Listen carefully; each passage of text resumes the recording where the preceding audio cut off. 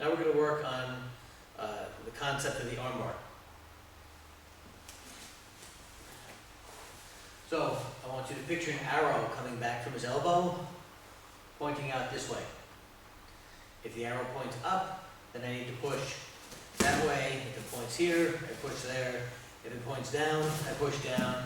If it points back, I push back. Okay, so just that principle is the first part. I need to know which way I have to move his arm. If his arm points this way and I try to lift it up, it's not going to go up because of pushing the muscle now. I'm not sending the message into his body.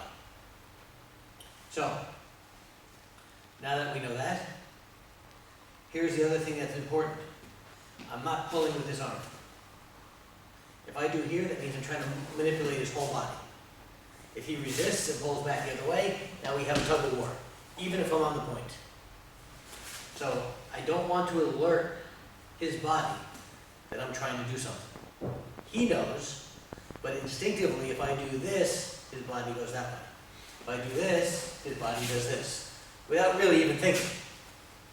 So what I want to do is go to the triple warmer point over here. I want to touch his wrist. If I want his body to go that way, I'm going to roll my hand out. If I have here, I roll out, he moves that way. I want him to move this way, I roll this way. This hand is keeping his arm straight because if I do this, I have no leverage. So I need to hang on to here.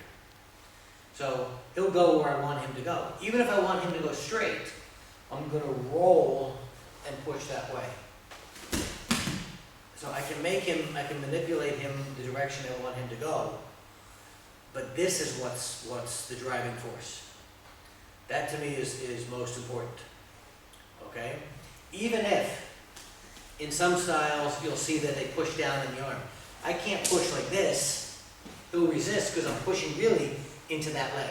Even if I'm pushing this way, he'll move forward and try to base himself or brace himself that way. But when I take the hand and focus that circle through, I can take him down. If I want to have my hand this way and focus it through, that's fine because in my mind I'm sending a spiral through, whether it's this way or this way. It doesn't matter. But I have to send that through. If I turn his arm, by doing this, that alerts his shoulder and the rest of his body that I'm affecting not this, but this. His whole body will fight back. I don't want to fight his body. I only want to fight the area that I need to fight.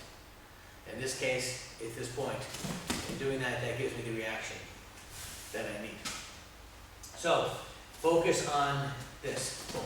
Just a little bit into here. If we push with the other hand, and then go to the outside, just push a little bit. I can either do this way or do here.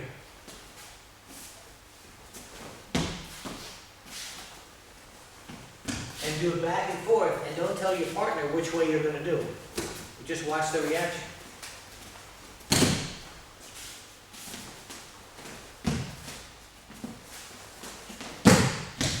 So you can't whisper in his ear, I'm going to push you that way. You don't have to tell him. Your body language and what you do will tell the person which way that they need to go. Don't talk to them. Use your hands to talk to their body. Another thing to pay attention to when you're doing this drill, and again, it doesn't matter what point you're on. In this particular case, I'd like to get to lung 8, but sometimes you might not be on there. What I need is the wrist action here, again. So I could even be on his hand, and I want this.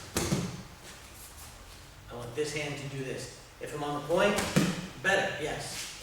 Okay? But if the person's slippery, sweaty, my hands may slide to here. I don't care. I still need to get this reaction. So both hands. If you grab with one hand has to do this. If you grab with two hands, both hands have to move. You must move both hands. What's the word?